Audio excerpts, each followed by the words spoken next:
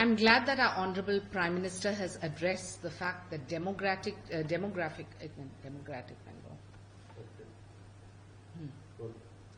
I'm glad that our Honorable Prime Minister has raised the issue of demographic change being bigger threat to social harmony than infiltration.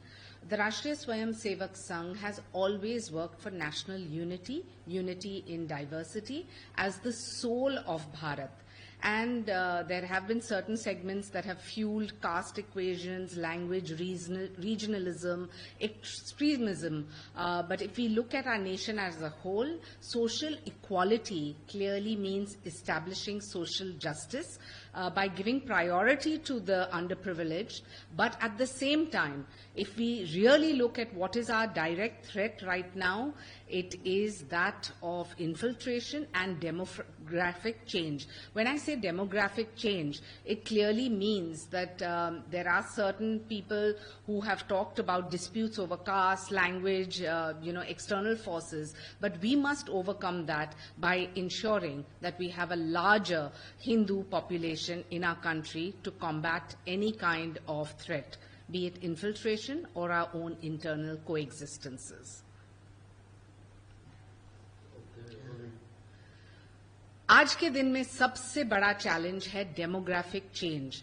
हम मानते हैं कि infiltration भी बहुत जरूरी है कि कॉम्बैट करना, लेकिन जब राष्ट्रीय स्वयंसेवक संघ की हम बात करें तो उनका एक ही लक्ष्य रहा है, भारत सर्वप्रथम और राष्ट्रवाद। और उस राष्ट्रवाद के लिए यूनिटी इन डाइवर्सिटी तो है ही, लेकिन इसके साथ साथ बहुत सारे सेगमेंट्स हैं जिन्होंने सिर्फ caste, language, regionalism, extremist thinking को बढ़ावा दिया है। संघ का एक ही लक्ष्य है कि सोशल इक्वालिटी, जिसका मतलब है कि जो गरीब से गरीब है उनको इंक्लूड करें, नेशनल यूनिटी को सर्वप्रथम रखें, और जब कोई भी अटैक करें हमारे कल्चर, हमारे सिक्योरिटी को और रीजनलिज्म को, वहां ये भी स्पष्ट रूप से हमें देखना है कि हमारे हिंदुइज्म और हिंदू जो लोग हैं उनकी संख्या बढ़े, ताकि we can combat external forces. This is a progressive thought to include all, but to include the minorities, but the majority in prominence. Okay. What happened in the Karur stampede is a tragic incident, and I don't think we should spread any false information. The additional chief secretary of the government, P. Amuda, gave out the facts in the public domain. The police have allotted various locations, and our own delegation, where our leader, Dr. Shrikant Shinde, went, they found out many points, whether it was a petrol bunk, a water body close by, and certain people who tried to only play their own regional politics. I think we must move beyond and understand that this is a national issue which should never ever transpire again.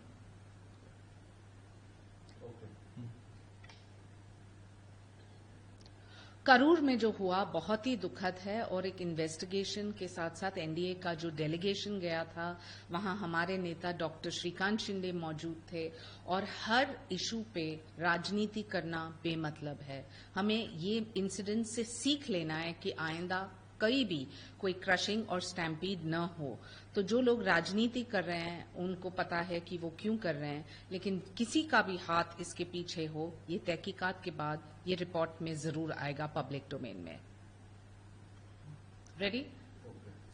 राष्ट्रीय स्वयंसेवक संघ का एक ही लक्ष्य है, राष्ट्रवाद, unity and diversity. ये भारत का soul रहा है, और ये जो हमारी मजबूती है, ये कभी भी कमजोरी नहीं हो सकती है।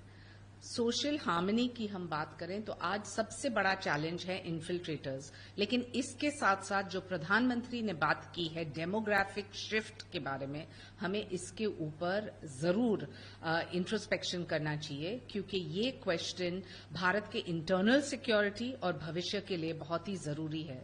तो हिंदू समुदाय को बढ़ाना, ये देखना कि ज्यादा से ज्यादा लोग आए इस डेमोग्राफिक मिशन में, और हम एकजुट रहे जब हम कोई भी चुनौती को सामना दे रहे हैं।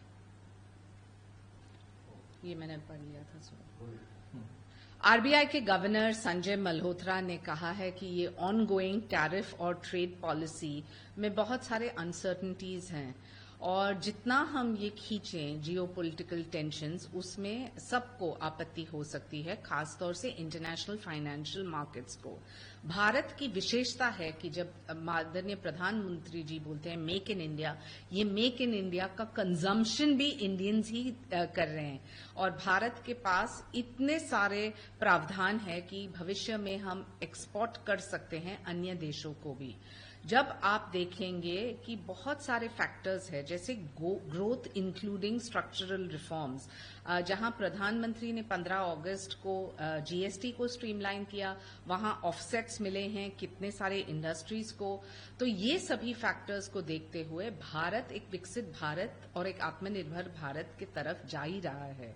जब हमारे जीडीपी 6.8% पे है और ये रिवीजन आपने देखा है 6.5% था, 7% उसी दरमियान है, तो ये बहुत ही बैलेंस्ड इकोनॉमी है और गर्व होता है कि आज हम भारतीय नागरिक हैं। वीके न्यूज, राष्ट्र के नाम।